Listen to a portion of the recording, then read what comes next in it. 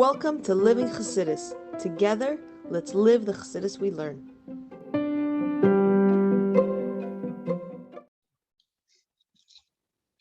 Morning, everybody, and welcome to Chassidus in the morning, 15 minutes to hopefully change your life. Continue on this Rabbi Heichaltzu. We've been discussing some questions about the war with Midian, and what was going on over there. Why did everyone need to go wage a war? And what was connected with Moshe? And Moshe is passing away. We said that I have to understand the Bechal in Midian.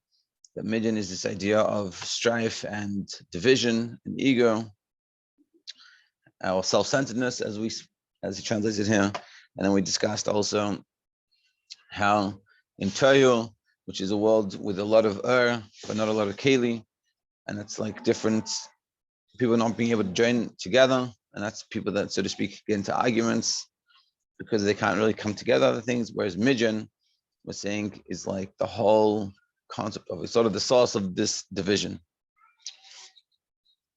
Yeah, and that's essentially what we're saying. So we'll go from the top of 28. So we're talking about how Midian is basis hatred. It's the sinas chinam. You hate a person for no real reason. Now and then we said that you're going to give a reason to justify your hatred, but that's not the real reason why you hate the person. It's just you hate them, and you just give excuses. And it's really essentially because of Yeshus. Whereas by the Kedusha, by the Shema Havayim, holiness, it's bittul. You leave space for other people, and that, yeah, and that's also the difference in the world around us. That's when we have Kedusha, when we're in a mood of bittul, like we said yesterday. It doesn't mean that you're a nobody. It just means that you have space for other people because you're connected. You feel a life of bittul is a life without you don't take up space, whereas Yeshus take up space. So it's like when you have 10 people full of Yeshus in one room, so the room is very full, even though it could be a big room. Whereas when you have bittul with 10 people, so you have plenty of space. Bittul means a simple English is like a person sitting next to you. It's like when you go to 770 and it's packed. You have Yeshus, so it's too crowded and it's uncomfortable, and everyone's in my space.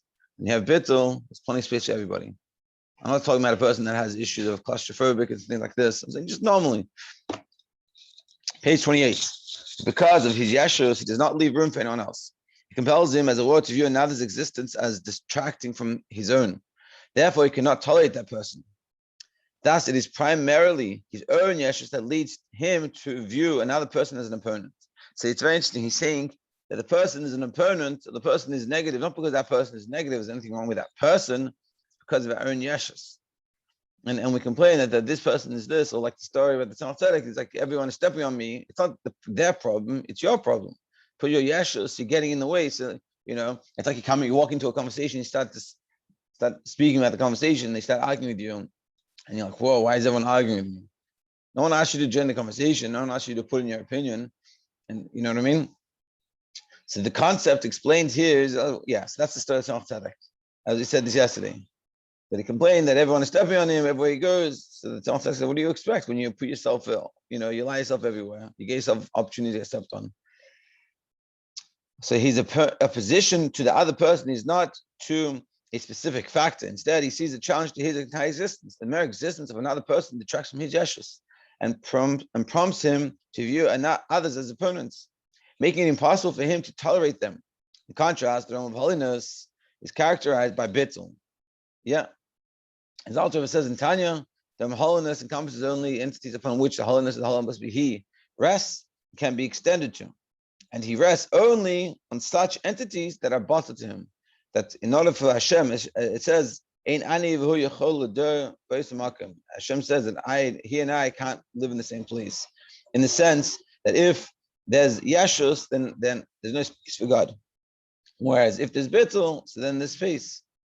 When an entity is concerned with itself, it closes itself off to godliness. Conversely, by rising above self-concern, it or he leaves place for him. Whereas when we move above our self-concern, and we think about godliness and God and our mission in life, So then we have opportunities to bring God in. But when it's all about ourselves, I don't have time to daven or learn or to do things. I have to take care of myself, and I have to make sure I get more sleep, and I have to have self-care, as people say.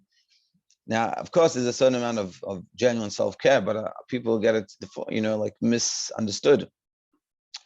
And he's saying when you put godliness at the forefront, and the more bottle to that you have, the more space you have for God, which is ultimate, and also the more space you have for everyone else. By saying he leaves room for others, we mean that he accepts them and becomes one with them. When a person's mindset and his character of a bittul, he has the space within his mind to appreciate the positive qualities that every person possesses, and appreciates how that person has a role to play in creating God's dwelling in our world. As a result, he seeks to become one with them. It's like I remember once when I was a kid, I was younger. There was a guy, I used to daven in a Friday shul on Shabbos, and there was a guy. He was like an agra, always like unhappy, and some like Israeli Lubavitcher ended up coming to Australia like to shlichus. He was like a bacher for like the backpackers, and he would daven in the shul sometimes. There was a lot of Israelis there, and he was like the sweetest person in the world. He had bittul muchlet. He was always loving and caring and warm and had space for everyone else. Whereas this other guy was always grumpy, and everyone else always bothered him. And so one time he got furious, this grumpy man, that someone was talking during like Tishach. So there's shots and talking, and he was was literally red in the face. And so this chassid tried to calm him down, and he was trying to appease him, and whatever. It's very much I see this concept how one guy couldn't stand it, and it's so to speak, someone's davening, someone's making noise outside his shul, and his ears are sensitive enough to be able to hear it on his opposite side of the shul, and it bothers him. This is yeshus. Whereas in the guy's batul, the chassid, even when the guy doing something wrong, instead of coming and complaining and cursing him out, he tries to understand him and try to be open to him and see where he's coming from. Not saying that he doesn't have to fix the person doing something wrong, but the place that it comes from is from love. That's in the Sitra Achra, the realm of evil. Because of Yeshua, the person leaves no room for others. And you think about it, let's say, like a simple example, any person, you have roommates, you go to shul, you go to school, and people come. We don't know what has happened before they came. We set a certain standard of what should happen. I told this once to a person in shul who was complaining about something going on in shul. And I said to him, you don't understand what a person's been through before he came to shul. And everyone has their pakalach, their issues that they're dealing with and their life struggles. And that person could have been in let's say he was married, and unfortunately the person could have been in a fight with his spouse before they came. And then he comes, and then you're gonna come and start harping on him, and start annoying him about something that's not necessarily that important. And meaning, if you realize that that's what happened to them before they came, would you be nicer to them, or would you treat them the way you're treating them? And that's sort of what he's saying. When it comes from Yeshus, so it's always bothering you. When it comes from Bittul, there's always room for the other person, and even if there's something wrong, there's room for them. And it's not. We're not saying we have to not deal with issues, but I'm just saying that you have that sensitivity that comes with them. Because of Yeshua, the person who's doing for the other, opposing them because of their very existence. This is the reason for divisiveness and intolerance. Top page 30. By contrast, the of holiness, because of bittul, the person leaves room for others, accepts them, unites with them, and relates with them harmoniously. Whereas the bittul, you see the bittul is total opposite. The Yeshus, they exist. That's a problem. It's not that they did anything; their existence is a problem. Whereas by bittul, they're good. Their existence is good. They did something wrong. I can figure it out. Whatever, I can live with it. It's not a big deal. I learn. And this is sort of this is a shlichus. When a person goes on shlichus, that's what they do. They don't come and judge every person, judge a non-from person. Well, what's he doing? How you not from her? They accept him with love, and they're showing they have this bittul. He takes the bittul. Summary: the cause of basis hatred, i.e., hatred that is not motivated by genuine reason, is yeshus. So if someone bothers you and there's no real reason behind it, it's your yeshus, it's your own issues. The details of and rationalizations for the person's hatred flow only afterwards. Yeah, like I said before, the reasons come after. This yeshus has its roots in the clip of Midjan, that is sourced in the self-orientation of the realm of Torah. The opposite of this approach is the bittul that characterizes the realm of holiness. A person leaves room for others, accepting them and relating harmoniously with them. That's holiness. You leave room, you can relate with them, it's all good things. Whereas Midjan, which is self-orientation, and Torah, so that's nothing, everything's in the way. We'll do the introduction and I'll probably stop it. Introduction to chapters 5 and 7. So in this Hemshech, Heichaltzu, there's a lot of different nuru maimarim. It's not a Hemshech, but I'm saying it's a long, continuous maimer, but there's a lot of like sort of subcategories of things. And that's why you'll see every so often he'll bring an introduction. Introduction to chapter 5 and 7. The Rebbe Rashab illustrates the concept of unity amidst diversity. This is very much like we were talking about before. In today's day and age, with the political spectrum in America, also more specifically coming to New York, there's elections coming up. But this is an important point that we should learn to integrate. That unfortunately, when we watch, when we see things, when we get on our phones and different news sources and information, it very much divides us. We have to learn how it cannot be divisive. How no political issue should be that divisive that we should not be able to talk to our fellow Jew.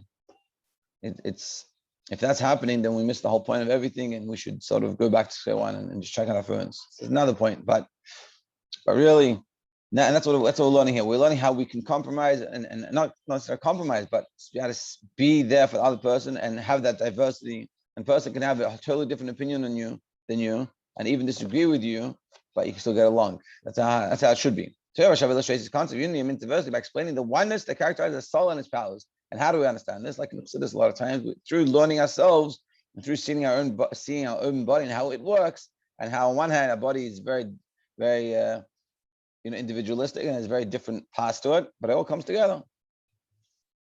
Even although the soul comprises of many different, even conflicting potentials, however, since they all emerge from the same core and are filtered through the influence of the mind, all of those soul powers function together as one with a shared purpose.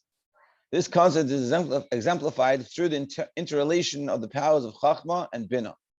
Chachma and Bina reflect opposing intellectual thrusts. Chachma involves the abstract concept of an idea. That's Chachma, the abstract. And in that experience, one becomes absorbed in that idea to the point that his sense of self is obscured. So when you get totally involved in trying to understand this Chachma idea, so your sense of self totally goes. Bina, by contrast, internalizes a concept within oneself. It seeks to define the concept component by component in the terms of one's existing intellectual framework. Bina is defining it and organizing it. Nevertheless, despite this fundamental difference in nature, whereas Bina is sort of bringing it down, as Chachma is going up, Chachma and Bina function in tandem, interrelating with each other and complementing one another. That's what they do. These explanations lay the backdrop for the fundamental premise of the Maimon, further developed in later chapters, that differences between people need not be a cause for discord. Indeed, with a balanced mindset, it is precisely when each individual develops his own unique potential that the person can complement one another and join hands as a united community. See, and what he's saying here is very, very important, that he's saying that it's not that we should all have the same opinion. It's that every opinion with its diversity can come together. Diversity is a good thing. It's just diversity is not good when it becomes my way or the highway. And so he's saying taking the diversity and joining together. If someone cares about a certain cause that you might not care about, that doesn't mean their cause is not worthy. And even if you think that it's not such an important cause, there's more important causes. That doesn't matter. And maybe that's their shlichus. Maybe that's the thing that they should be doing. They should be trying to fulfill. So that's good. And your cause should be your cause. And really working together, if everyone's working together to fix all the issues that are going on in the world, make the world a much better place. Even though you might say, well, I think it's more important to work on this.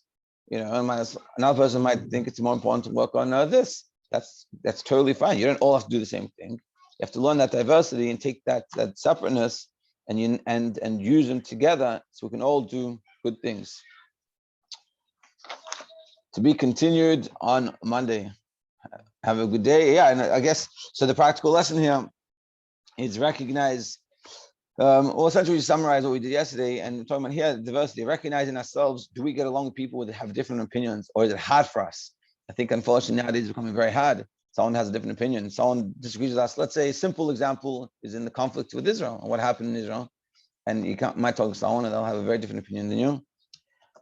But are we able to get along? And if we're not, the question is, should we be having that discussion?